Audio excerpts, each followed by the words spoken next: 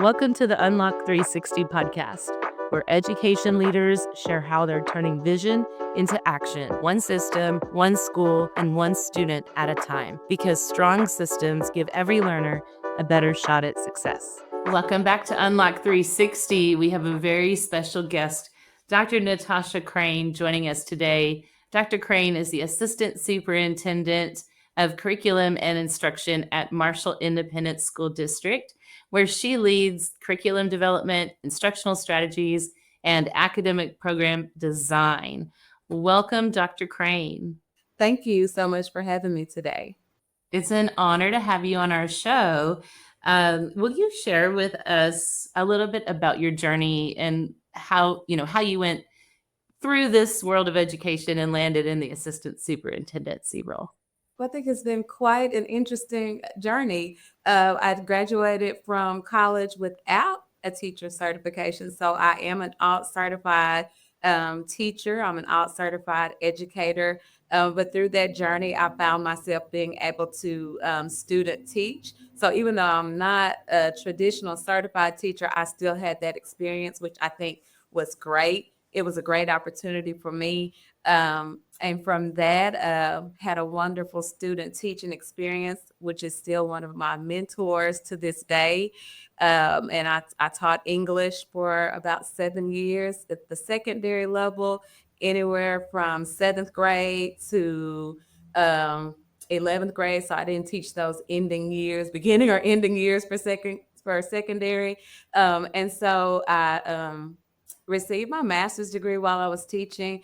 And one of my appraisers just really spoke to me and said, you are a leader. And I never really considered myself a leader. I just thought, I love teaching. I love the content. At the end, I was a junior English teacher. And so I just loved American Lit so much because it was so relatable and relevant to things that were happening. And I had a great partner that I kind of co-taught with. And so their timeline that they used in American history, I used that same timeline to incorporate literature. So it was just really a great experience.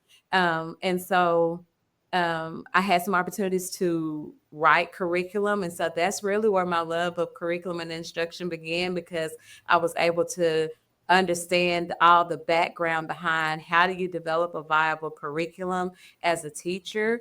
And from there, my next step was working in the curriculum and instruction department in Tyler. I was fortunate enough to teach in my hometown in Longview. So all of my experience has been in East Texas. So I am an East Texas girl, and I'm proud of that, of being an example for people in my community that know me and, they see me, and I hope that it inspires them as well to, keep going and to be successful. So spent 14 years in Tyler, started in curriculum and instruction at the secondary level. And then I became an assistant principal, had the opportunity to open a new middle school as an assistant principal. And so that was a great experience. And then my world in secondary turned upside down and I became an elementary principal. Okay. For 7 years, I was an elementary principal at Jones Elementary in Tyler. It was absolutely the most life-changing and best experience that I have had, that I didn't know that was coming my way. I just, I always thought that I would be a secondary educator. If I was to continue to be a leader, I thought I'd be a high school principal someday. But at some point, I guess God called me on that assignment to be an elementary principal, and I learned so much. As a leader, I learned so much about building culture and systems and really getting community involved with all of our learning experiences.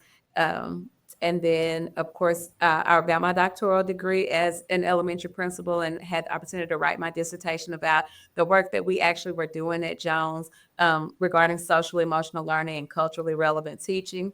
So if I might clarify something, because most of our audience members are educators or are close to educators and understand how much work it is. Are you saying that you received your doctorate while serving as elementary principal? Yes, I did. Okay. Team no sleep. So it was a lot, but I made it through. I pushed through. And the great thing about it was it really was my work. It was my current work, and so I was able to research right there at my campus using those participants. So it made it, really a full circle experience of all the things that we have been working on for the last 5 years and seeing it come into fruition. So that was a great opportunity. And so a couple years ago, I had a district visit my campus because they heard about all the great things that was happening at Jones Elementary. And so that brings me to my current role here in Marshall. That district was Marshall ISD. Okay. Now I am the assistant superintendent of curriculum and instruction here. That is awesome. And Dr. Crain is being rather humble, as she was very recently in spring of 2024 awarded Principal of the Year by the Texas Alliance of Black School Educators. Yes. Congratulations! What a prestigious honor. And yeah, tell us a little bit about that. How did your name get in the hat, and how did you? I received my district principal of the year in 2023 for Tyler ISD. And so I am a member of Texas Alliance of Black School Educators. I am actually the president of my affiliate. So I do quite a bit of work at the local level and state level and even at the national level. So it's just, being involved in that and helping other educators and helping students of colors, support their learning. We go out in the community. And so just from the work that, I've done not only in my school in education, but how we branch that out into the community, is one way to get recommended for that award. And so it's just, I'm about the work. And so I always say, the work that I do really speaks for me. And I think, when other people notice what you do, it's just that much more meaningful. I'm not a person that's like really looking for accolades because I really am just passionate about my job, and I'm passionate about being involved in the community and seeing positive change in the community. And so that particular award meant a lot to me because at the state level, that meant that um, what we were doing in my affiliate and what I was doing at my campus, specifically as a campus leader, was being noticed, and it was making a difference. And it meant that the people that I am around was being influenced and inspired by something. Yeah, absolutely. I love it. And it's an accolade well deserved. Thank you. Thank you. And so you take the role of assistant superintendent in Marshall ISD. Now, were they coming to recruit you, or? No, I would say no, because to me it was just, hey, we have another set of visitors coming. To see what we're doing with our instructional practices and routines. It was business as usual. It just so happened that the current assistant superintendent there was retiring. And it was just an opportunity that I felt, this is my next assignment. I love being an elementary principal. I love my school. I still love Jones Elementary. I keep in touch with all those people, even the parents, because I mean, kindergarten to fifth grade, and they had multiple kids. And so, it was really just a great experience that something really, really great and extraordinary had to pull me away from it for me to leave. And so, it was a hard choice, but for me, I always talked about having a growth mindset with my students and my faculty. And so, being a principal for 7 years in the same place is almost unheard of today. It was an opportunity for me to practice what I preach, which is about growth. And so that was actually the question that I asked my staff, will you allow me to grow?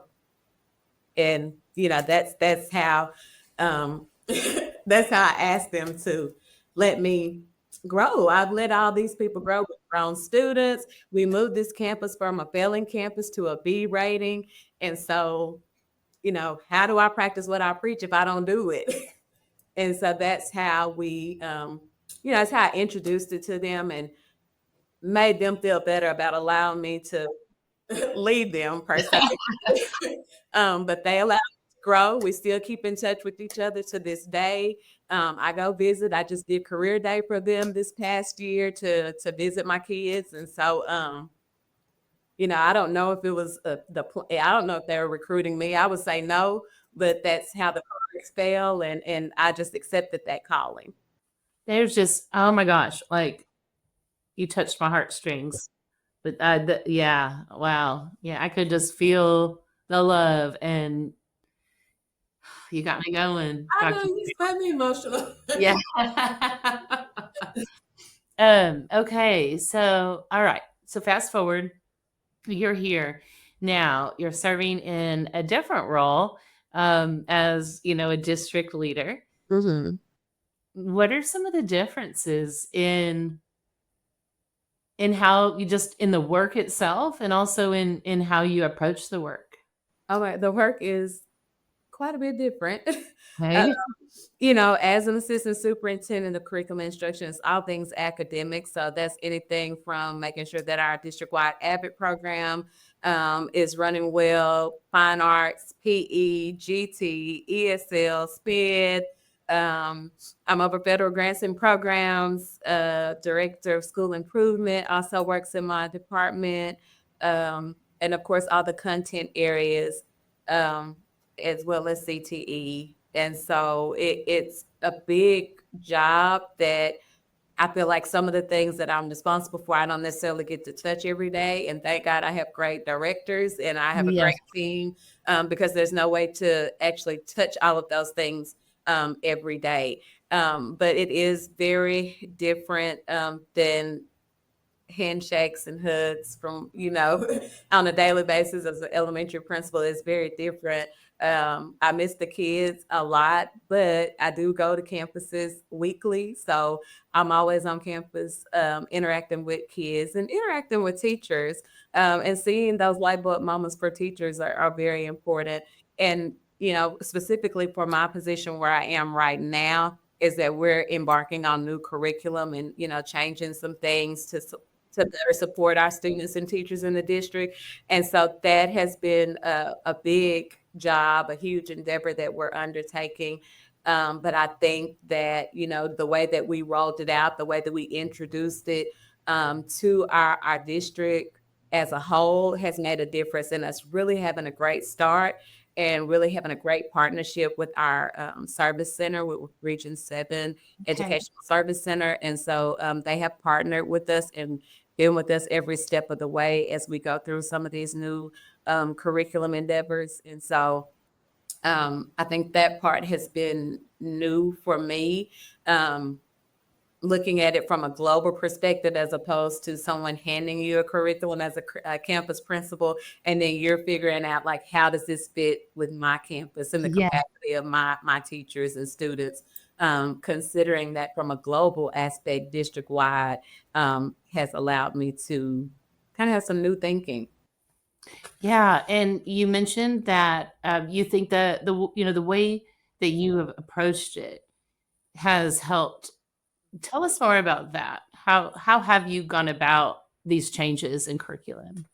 I think for me, like having that shared leadership aspect has been what has made the difference for us as a district. We had some focus groups like this time last year, we started to get ready for this year. So, it's been a long time. It wasn't just a quick decision that this is what we're going to do. We really took the time to meet with our campus leaders. We met with our principals and talked about, these are the things that we're seeing when we look at our data points, when we look at the trends from the last 5 years. These are the areas that are showing growth. These are the areas that showing where we're stagnant.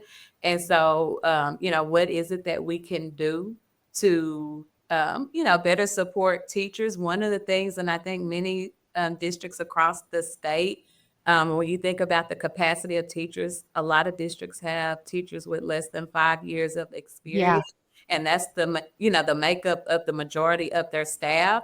And so when you think about what those teachers need, not only, do they have just about 5 years of experience, but they also are going that route that I mentioned of alternative certification. And so those that are alt certified or District of Innovation locally certified, they're not afforded those opportunities of getting opportunity to student teach alongside with an expert teacher so that they can develop that pedagogy. And so when you think about all of those things, some of the curriculum resources that we've had for a number of years is not really what we need to support the capacity of the teachers that we now have. And so we don't have a lot of tenured teachers in the district right now that have, huge content expertise. And so what are resources that you can provide as well as ongoing professional development to support those teachers? And so that started the conversation with our campus leaders, with each of them looking at the makeup of their campus and saying, Yeah. yes, we do need something. And then building all of those resources and including them on vetting those resources, having teachers come in and getting feedback from them. And so when we did finally decide on the pieces that we were going to roll out, we had the voice of not just from the district level, but we had the voice at the campus level, so that they could better communicate that to the community and to parents. And it's just been a great experience with everyone being on board with saying, yes, we definitely need something. Yeah. On what we vetted, this is the right resource. Anytime you want to build commitment, ask the folks. Right. Ask the folks that are going to use or, do the thing or use the things. And that helps a lot, like giving them voice and giving them choice and bringing them in on the conversation. Um, you know, One of the things you mentioned in your own experience actually connects to mine. So I too am an Alt-cert, and Mm-hmm. it was a long time ago, but I also had a student teaching, some student teaching experiences. I'm not sure that they were the same as, the same kind of a model as what, others like may have had in their Alt-cert programs, or even I know it was a little different than what some had in their university experiences. However, there was quite a bit of that happening. And so I you said something that makes me wonder, like, has that just in general shifted? Because I have heard from other district and site level leaders that today's alt-cert teachers aren't necessarily getting that rich experience that we had. So Right. I think my program was exceptional. Mm-hmm. I think my program was exceptional as well. I think, like now there's so many alt certification um, organizations that are companies that you can Okay. go through to get certified. And so each of them, Okay, I did not know that. a different baseline of their expectations. Some are just really focused on completing the coursework. Most of them, they partner them with someone that comes in their first year and they'll observe them. But even, what they require, it's different for I did not several. know that. Yes. And so So I think, whenever I decided to make that move, as far as I knew, there was just one option, and it was that you went through your regional education service center, mhm, mhm. and it So was some great. universities offer it. Then you have Texas teachers. There's just so many in the state of Texas that I'm Okay. aware of, and then there's some that are outside the state of Texas that I've had some teachers pursuing out certification through. And even what they require is totally different. And so Oh, part okay. of that is when you hire teachers, really understanding like what program are you in.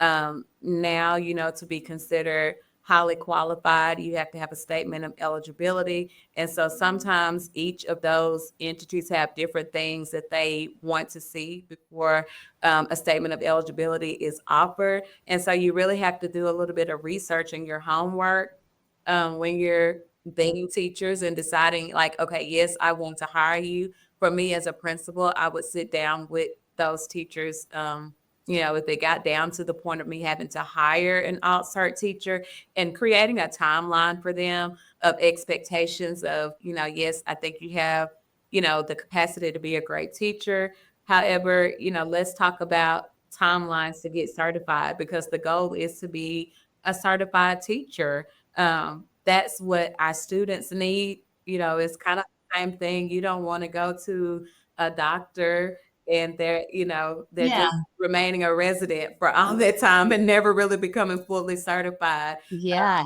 And so it's the same thing with our kids. Our kids deserve that same care when it comes to them learning, as the same type of, we want top-notch healthcare. Well, I want top-notch learning in my building. And so let's make sure that we have this timeline together so that you can be top-notch. Yeah, absolutely. Okay, that's helpful. I appreciate you shedding some light on that for me. It's been a topic of curiosity because again, I felt like my experience was really solid and rich and um yeah, it helped me a whole lot. So anyways, on another note, I did notice that your okay, here comes the dirty word, the state accountability. Yeah. Uh, but I did take a look and notice that Marshall ISD overall improved from um, I think a D to a C from 23-24 to 24-25. Is that Yes. accurate? Yes, that's What do accurate. you what do you believe led to that growth? Well, I think it's coming in with a plan. And once again, being a visionary leader is, of course, everyone wants their campus to be excellent. Everyone wants their district to be excellent, but really honing down and having a plan and having a strategy and really being data focused, looking at, where are those gaps in learning and what do we want to hang our hats on here in Marshall that's going to see a turn. And so for us, it was really having a focus on solid tier one instruction. I think A. we talk about intervention a lot, and intervention is important, but when you have too many students that need intervention, then that means that that first step, that tier one instruction, is not happening the way it should. Amen. So we really focus on tier one instruction and alignment and making sure that, what we say that we're going to teach is aligned to the standard. We're following the scope and sequence of our curriculum, and we are being data driven, actually looking at data. And then that's where the intervention comes, and that needs to happen immediately. And so we're not waiting until we get a fall benchmark or a spring benchmark to prepare for start. We're assessing every day, and then anytime that we have an assessment, we're providing that immediate feedback and that immediate intervention to close those gaps instead of widening them as the year goes on. And so I think, just putting that focus on solid tier one instruction. What does good teaching look Yeah. like? What does explicit teaching look like for students who have gaps that really need that explicit teaching and really need that background knowledge introduced to them so that they can have a frame of reference to really extend their learning, is something that we also focused on. And just, how do you check for understanding? And that's, tier one, checking for understanding and giving that feedback to close those gaps. And that's made a difference. And, we've moved 3 or 4 failing campuses last year as well, from F to C's, D's to B's. And so Congratulations. this year, with our, continuing that focus and having stronger resources that will allow us to further support students. Will you share some of the resources that you all adopted? Sure. So two main things that we adopted. We opted in and adopted the state curriculum, which they call Bluebonnet curriculum. So we started with math because based on our data from the last 5 years, that's where we saw the decline. We were holding pretty steady with reading, but the immediate need was for math. And so we did adopt math kindergarten through algebra 1. And so that was the main instructional resource, the main curriculum resource that we adopted this year. And so this is where the buy-in is coming from, and the teachers, they wanted it. They wanted to see what exemplar lessons look like so that they could then turn that around in their classroom. And we're seeing the results of that. It's new, it's different, Yeah. but the teachers are willing, so we don't have that many teacher complaints with, oh my God, I hate this new curriculum, because they chose the curriculum and they see the benefits of how it's improving instruction on a daily basis. And so the other thing that we looked at was our diagnostic. What are we Okay. looking at for beginning, middle, end of the year diagnostic to help us support student growth? And so for that, we moved to iReady. Okay. Those are the two main pieces that we're working with this year. Bluebonnet Math, which is, like I said, the state of Texas curriculum, and then iReady, which is a diagnostic with that, the appeal for that. And we have focus groups for that one as well, including our interventionists. We wanted a resource that would help us better target tier 2 and tier 3 intervention. And so iReady does that. It has lessons built in according to the concept or standard that the student isn't mastering. And it also has a personalized learning plan for each student.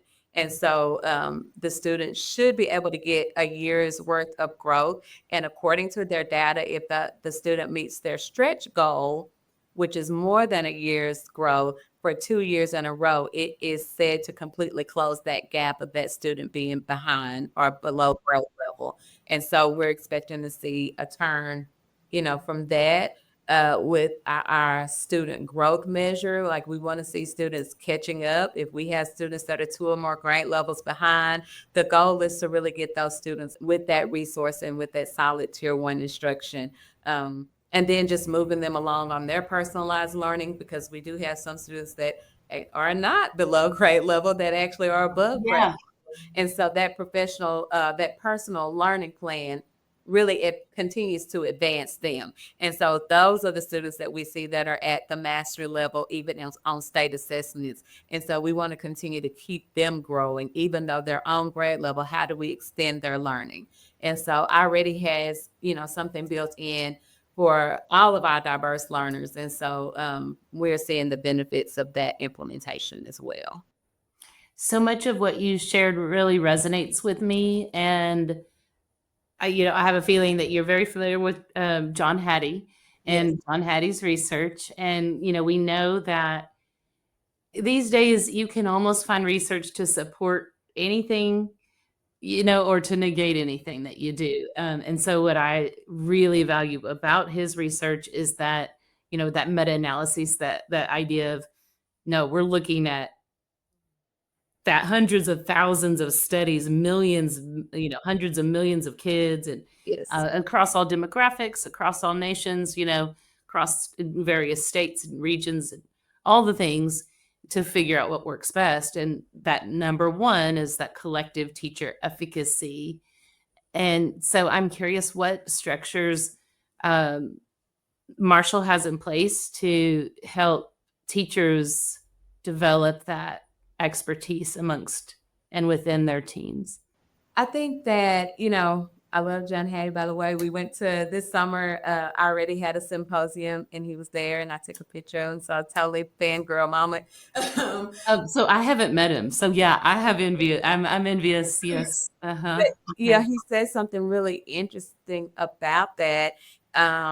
Really helping teachers to understand that it really is about relationships with students, and the belief that you have is what makes the difference in whether or not a student believes that they can be as successful as they Yeah. can be or as they need to be. And so really, we talk about growth mindset, but you really can't have a growth mindset until you believe that the student can perform the way they need to perform. And so I think that's really about creating a culture of learning, a culture of growth, and being able to relate to students and bringing in families, bringing in community partnerships.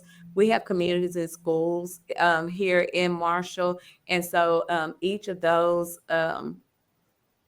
site-based managers for community and schools, they do a lot of things to really help those tier 2 and tier 3 students and help build relationships. We have partnerships, Mission Marshall, just all of the community aspect of encouraging students. We have a program called Read to Ride for our third graders. And if they meet their goal at the end of the year, they get a free bicycle. And so all of those things are building that collective efficacy for teachers to believe in students and give students something to work towards, because now my teacher says I can do it.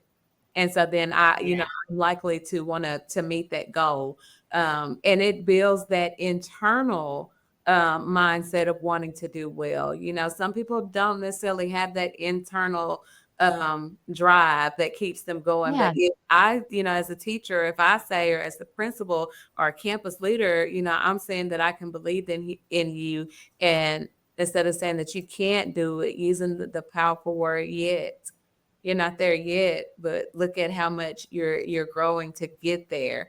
Um, you know, setting that belief system and creating that campus culture, I think is really, really important. And once, I think campus leaders start to see that and be intentional about building positive campus culture and doing that through systems. Your system is your culture. And so making sure that you have great systems in place. So whereas from day to day, week to week, your climate may change depending on something that has happened, but the culture of how you do things remains the same. Mm-hmm. Yeah, that's interesting. So it sounds like he brought it back to the 10 mind frames of Yes. highly effective teachers and leaders. That's yeah. So and when did you see him? It was a summer in July in San Antonio. iReady had a symposium. It's Okay. the kind of like a fireside chat. So it was like two or Yeah. three sessions that he actually led, and we had opportunity to ask questions, and he of course he had a presentation on all of his different effect sizes and things that he now believes, his Yeah. idea about assessment, and what we should be doing in terms of assessment. Mm-hmm. Okay. That's awesome. That's really exciting. And yes, I have some envy there because I too am a fangirl.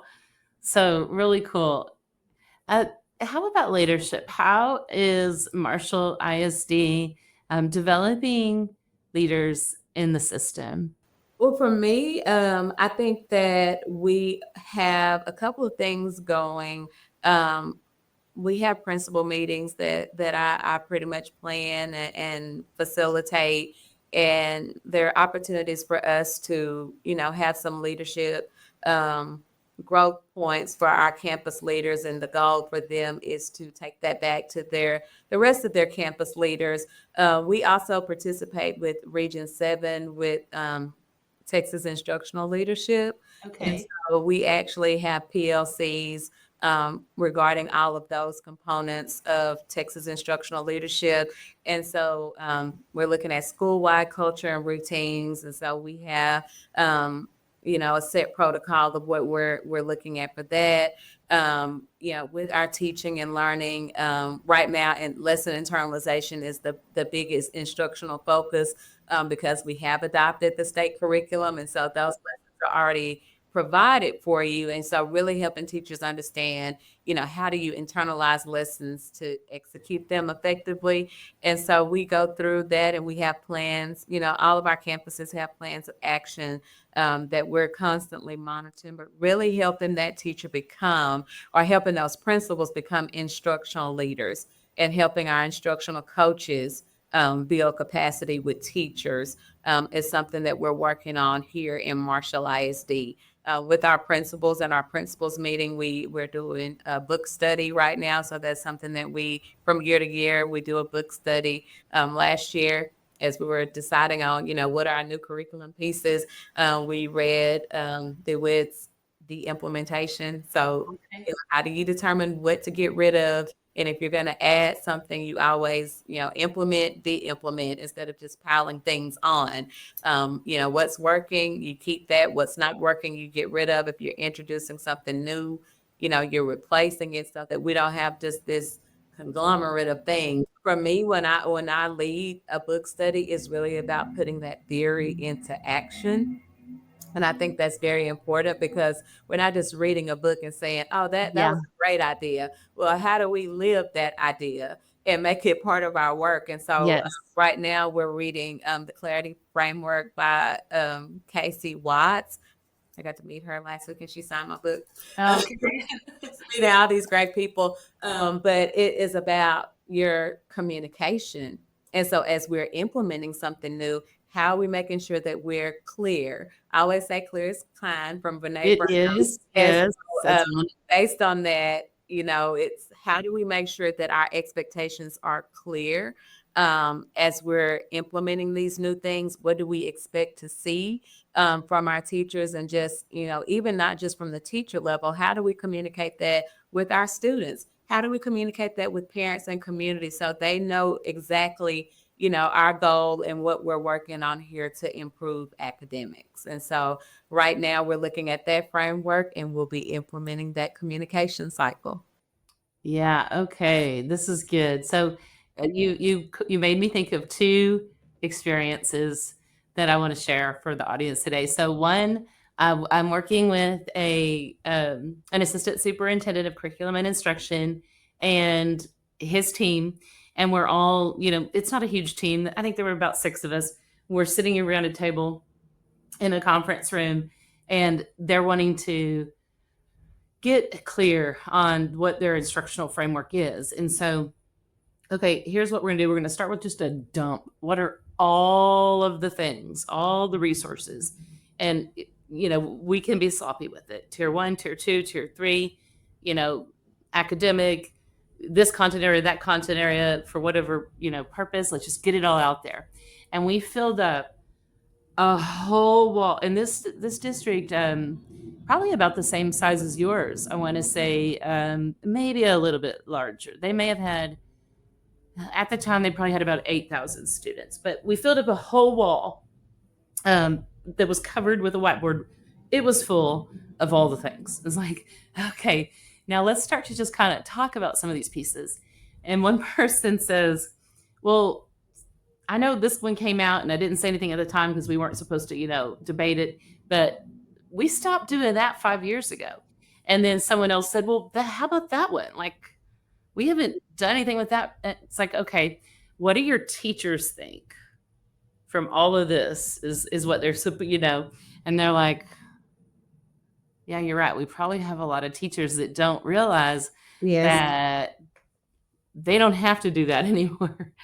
And that instead we're Or that it even exists. If it was 5 years ago, like, does anyone even know that this is still available? And that was the exact same thing that we did last year with the implementation, really naming all of these. Yeah.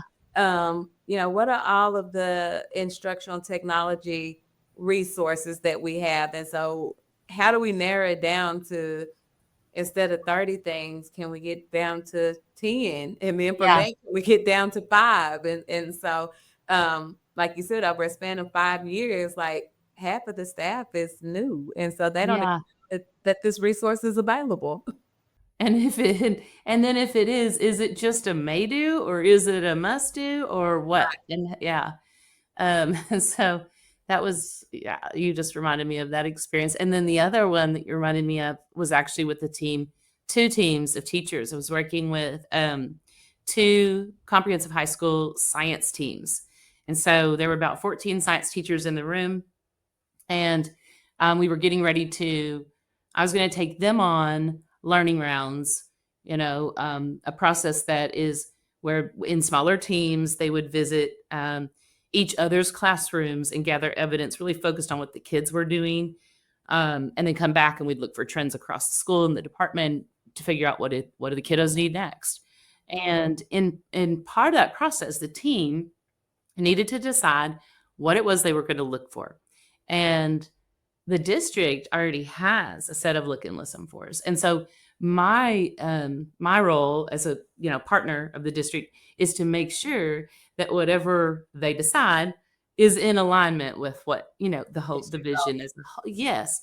And so I toss out some options that will that'll ensure that happens, and they end up landing on a set of look and listen fors that the district decided on when they developed their own learning walks process. And I had coached that team through that process and getting really clear on what they wanted to see. And so it just one-page document that, was aligned to skills that are, important for kids, like higher order thinking and problem solving and structured collaborative academic conversations and, those kinds of things. And so it was all fleshed out. And and the team wanted to use that, but they were like, where did this come from? And I was like, what do you mean? They're like, we've never seen this document before. And I said, oh, okay.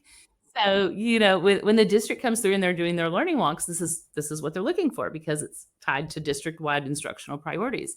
And they were just like, really? I never knew that. And I leave later that day and I'm thinking, I don't know what happened or what went wrong, but we clearly talked about being clear and sharing that with all the teachers so they would know, like, that's clear as kind. If we're Right. going to be walking and looking for things, why can't we tell you what we're looking for? And, I was reflecting on that and I'm like, I know that they agreed with me that day that we had that conversation, the district team I know that the principals agreed and understood, like, we got clear on why it would matter and all of those pieces.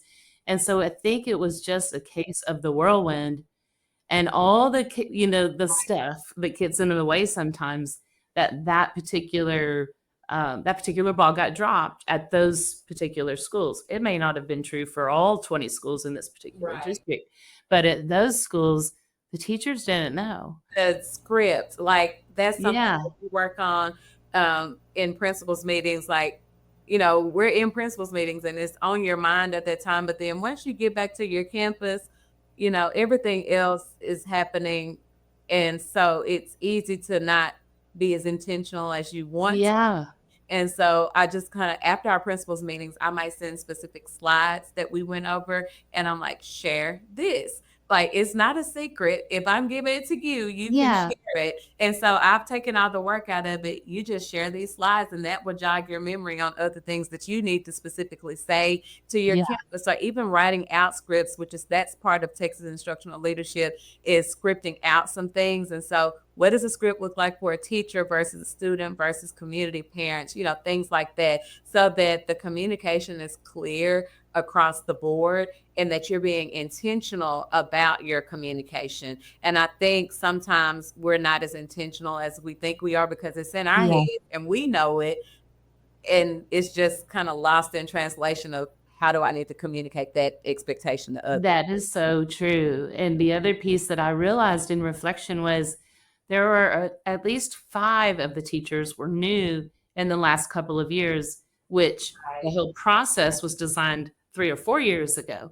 So then if there isn't some sort of almost like remember to do this with new teachers, kind of a ongoing list of things that you got to come back to, or they never get the message. So anyways, just really good conversation.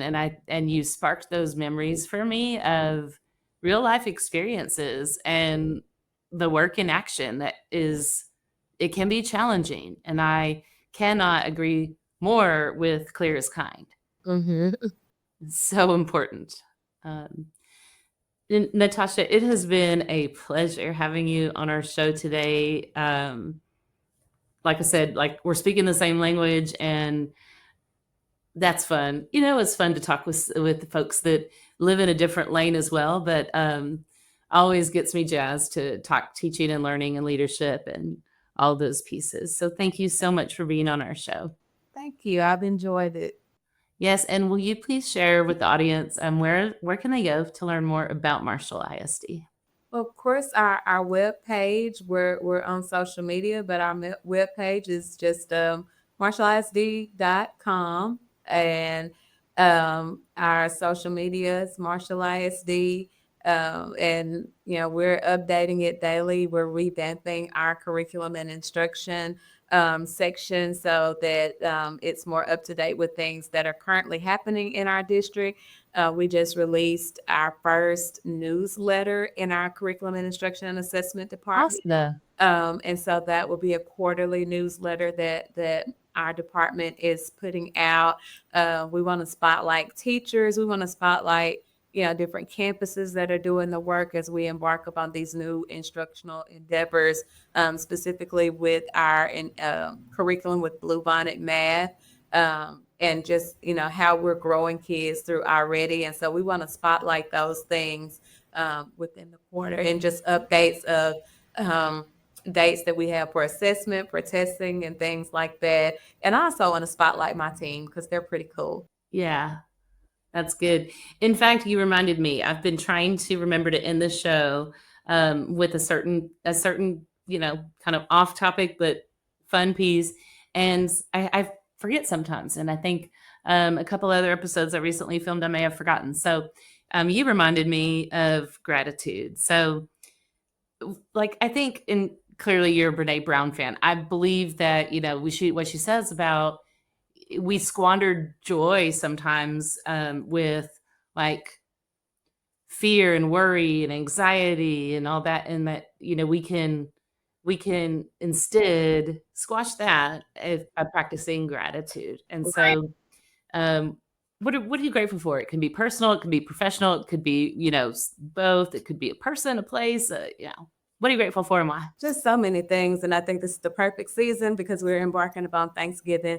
And so it just makes me think about one of the things that I used to do is Thankful Thursdays. And so every Thursday we would take a moment and just, have show moments of gratitude and talk about that. And so just so many things that I am so thankful and blessed. And I just, as I said earlier, like this is my next assignment.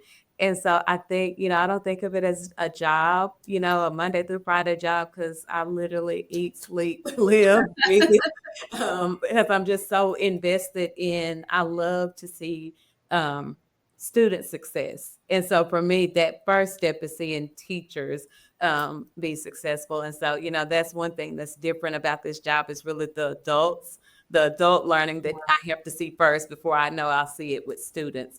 And so I'm just thankful for, this opportunity on a professional level, to be in this seat, to be on this assignment and really have an influence and an impact on my community. I think that's something that's important is to serve others. I really, like I'm really into community service and, being of service to others. And so I'm grateful that I'm in a position to do that because I was not in a position for that growing up. And so it was other people that did that for me. And so I'm just grateful that I'm not in a position to where I can do that for others. And so even on a personal level, professional level, I'm just grateful for the opportunity to be able to pour into others so that they can be better. I love that. That's awesome. Thank you, Dr. Crane. And for those that tuned in, thank you so much. We'll see you next time. Thank you for listening to the Unlock 360 podcast. Follow us on LinkedIn and YouTube, and visit leadteachlearn360.com to learn more about us, because every school deserves systems that work and leaders who can make them thrive.